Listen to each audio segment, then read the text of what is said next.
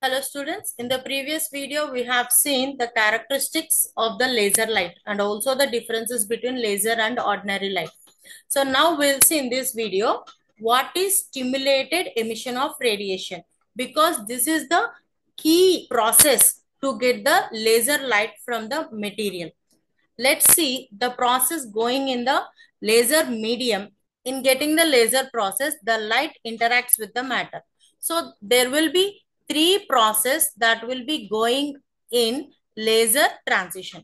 In that, the first one is absorption. So the light energy will be absorbed by the atom or the ion or an electron, and it excites to the higher energy level. From there, the atom comes down. So that is the emission process. In that emission, we are having again two types. One, the spontaneous emission. So the atom comes down on its own, releasing a photon. And another is a stimulated emission, that this photon will comes down with the help of another photon, releasing two photons which are in coherence. So this is the stimulated emission process. Let's see each process in detail. So the first process is absorption process. Absorption, it is also called as stimulated absorption. Where the external energy is used, that process is stimulated process. As here the absorption process will have the external energy, hence this process is called stimulated absorption or simply absorption. Both means the same.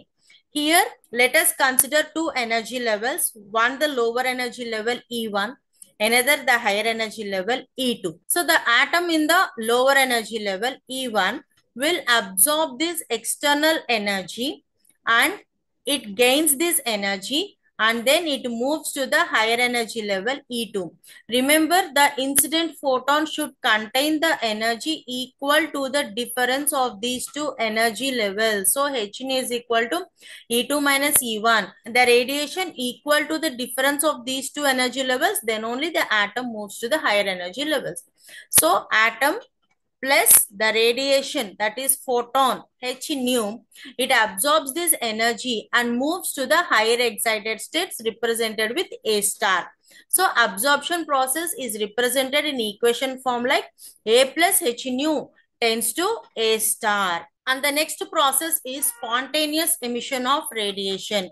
Even in laser light, though stimulated emission is an important, but still spontaneous emission of radiation also plays a key role. So whatever the photon emitted in this spontaneous emission will create the stimulated emission of radiation. So here, when atom is excited to the higher energy levels, it is unstable over there. So from there, the atom surely will come down to the lower energy level. If the atom comes down on itself by its own to the lower energy level and releasing a photon of energy h nu, which is equal to the difference in these two energy levels, E2 minus E1. So this process is called spontaneous emission. And in equation form, it is represented like A star, because as the atom is in higher energy levels, it is A star, gives rise to the atom that is in the lower energy level plus a radiation h nu. Then coming to the stimulated emission of radiation, that is the third process in the laser transition, that is stimulated emission of radiation. Here, whatever the photon obtained from the spontaneous emission, that photon will make now another atom to come down stimulatedly. So the photon, this photon energy is used by the excited atom to come down. So this atom, while coming down, as this is also releasing a photon, the incident photon and also the photon emitted by the atom, these two will be in coherence. So two photons will be emitted. So in the equation form, the atom in the excited level, that is A star plus h nu, already one photon is also used to get the stimulated emission.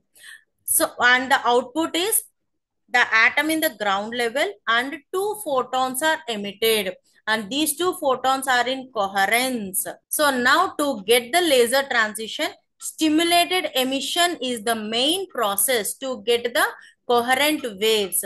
So we have to select a suitable medium, that is a material, to where this stimulated emission takes place. That we'll see in the further videos.